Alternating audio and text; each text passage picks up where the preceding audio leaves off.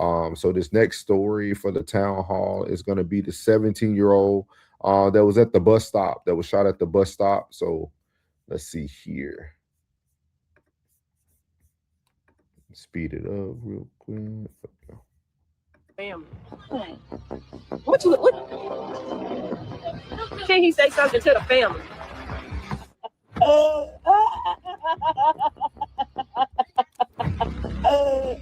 God. 3 people are in custody tonight in connection to the murder of a Gaffney high school student, 17-year-old Jamiltron Fair Jr. He was shot and killed yesterday morning at his bus stop. Before 17-year-old Jamilton Fair could make it to his 3rd day of class for his senior year in high school, his life would be taken while he was waiting to get on the school bus. And from my understanding, he stole his phone, my grandson's phone, and been harassing his family members. It's tough. It's always tough on his kids.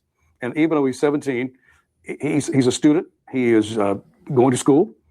He's gotten up early. He's going to meet the bus, minding his own business, if you will.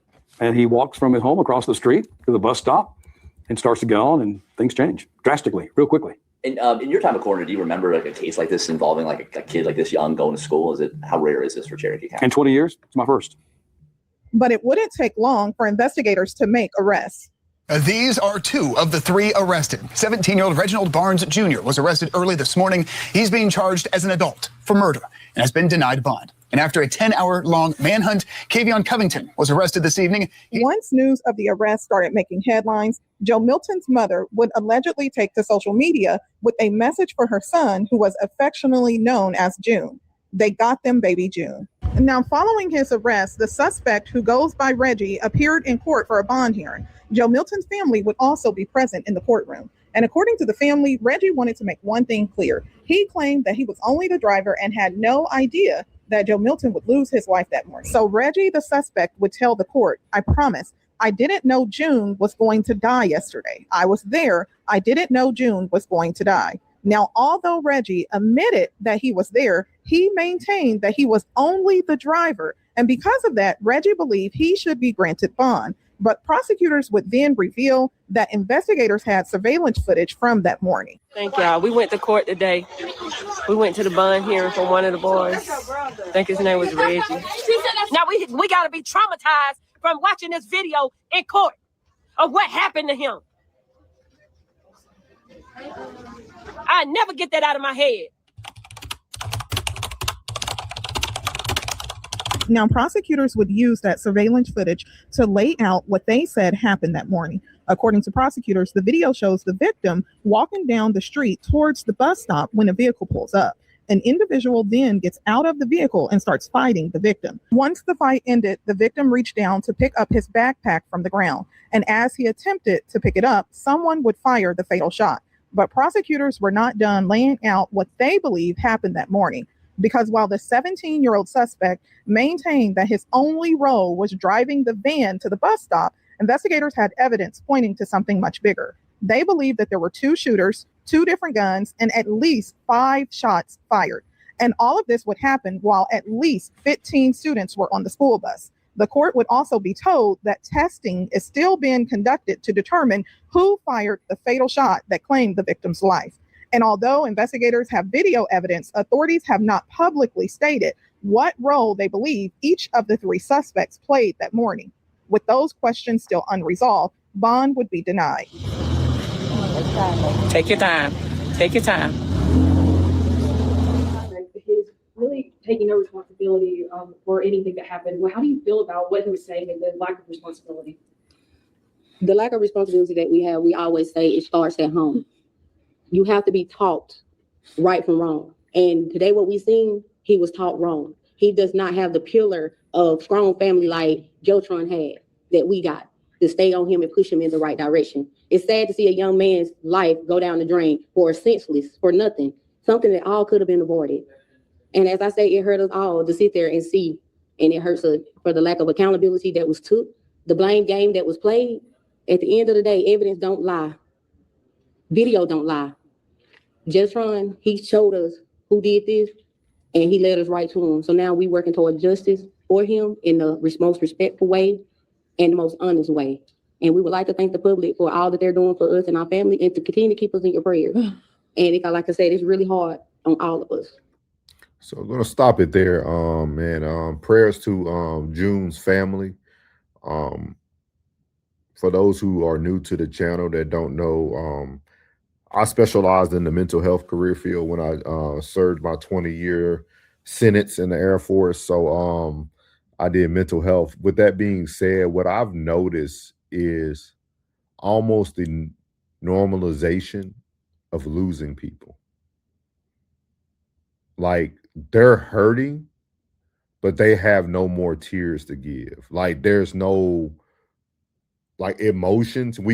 You're no longer going to be able to judge people by their emotions anymore.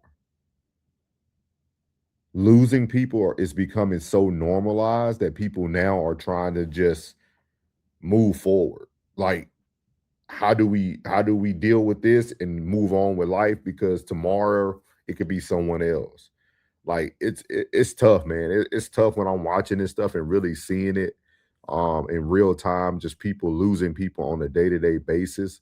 And I mean, there's just no more they can give. This gentleman, he's 17 years old, Mr. June. He did have a baby on the way. He had a young boy on the way. They did a gender reveal this summer prior to school going back in. So, now we always talk about fatherless homes, right? This baby is going to start off with not just a young mother, but a young mother with no man or guidance. So, and we talk about a lot of this, guys. For those who are new, we talk about a lot of this about fatherless homes, the youth that needs us and things of that nature. So what you got, Rain? You muted right now. I forgot I was typing earlier. I'll be trying to get a little bit of update, see if something changed by the time we would get on here. What's interesting to me though is the fact that there supposedly are 2 shooters, and I know I'm getting away from what you said, so I'm not saying. Do your thing. There's 2 shooters, supposedly, allegedly 2 shooters. And with the 2 shooters involved, I'm wondering how they're going to charge those shooters. Will they charge them separately? Are they going to try to find out which shot? I see what you're saying. What gun, what bullet. What bullet and all that. And I think somebody in the chat said about Reggie. He's already singing. He's singing the song. Where Reggie finna tell it all. He's waiting to see the detective. Yeah, so he already knows that 1, they're in trouble. 2, if he don't tell it like it's supposed to be told, he going down just like the rest of them. So I mean, of course they're gonna get him at least as an accomplice to it, but he needs to hope that he don't get the heavy time like the other 2 will. And I wonder how many people were in the vehicle altogether. I know they say it's 3 of them. Yeah. Yeah, a 17, an 18, and a 16-year-old. They have not identified the 16-year-old because I think he is 16. Yeah, his age. Yeah. He has the age. So, but yeah, Reggie, I think he's gonna cooperate fully. And I'm wondering, the disagreement. You wonder why at such a young age the disagreements and that these kids have, that they need to pull out a firearm, or they feel that it's warranted to end a life. Is it that heavy that you need to end this person's life? And you wonder where their mentality is. Were the people who ended this young man's life, were they threatened that heavy that their life was going to be ending? So, I don't know we don't know their beef. We don't know what led up to the fight and all that. But why do they feel that they have to carry these guns? Just like the Warner Robins incident. Why did this 14-year-old feel that he needed to carry a gun into a school? Did you feel is your life that threatened that you have to carry a gun on you all the time? And why are you putting yourself into these situations where you have to have a gun or feel that you need a gun? Yeah. So that's just where I was thinking. Penny said, so we're not going to talk about the parents not being present is the reason this young man is not alive. because we don't see Daddy. Did we see Daddy? So Not at all. little lady said that's not going to be that's not going to fly a driver. Not at all. Penny said, was there something in the backpack? They haven't stated yet. They haven't Yeah. stated.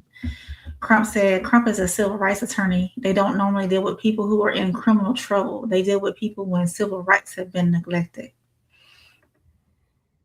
Crump said, a lot of this stuff with these guns in the school, we really have to look at the parents.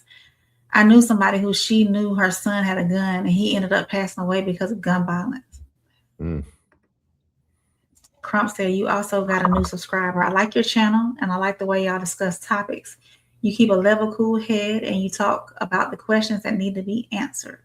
Thank you. Thank you. We appreciate you.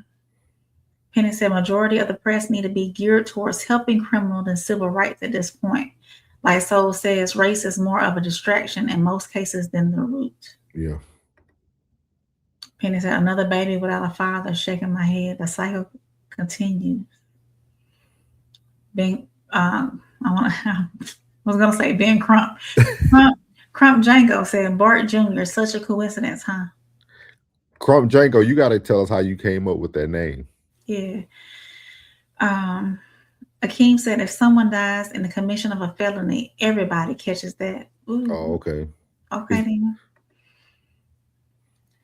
Mel said, whether you liked him or not, Charlie Kirk said something profound. As Soul said, emotions are fading. When the dialogue stops, the violence begins. We have to keep communicating. Yes. Yes. I like. Can you read that one more time? I like that. Whether you liked him or not, Charlie Kirk said something profound. As Soul said, emotions are fading. When the dialogue stops, the violence begins. We have to keep communicating. Facts. Lily said crowds. Mm-hmm. Penny said, last time I checked, those 17-year-olds didn't have business with 14-year-olds. I'm just saying. Seems like he was hanging out with the younger kids. Yeah. And he was another kid too, man. They talked about his him being like the funny guy in the neighborhood. The young kids on the bus loved him because, like, I guess, you know, they're in a small town, so the middle school, like, it was an intermingling of age groups on the bus, and everybody said like how loving he was, how funny he was. So, man, again, she said, my fault, cowards. Cowards, yeah, absolutely. Yeah. So prayers to that family, man. Again, you can see the emotions are leaving people, man, and that's just a very dangerous place to be. Yeah. So praying for that family, praying for that town, praying for that baby who's not here yet, that has to be raised with his father no longer being here. So prayers to that family.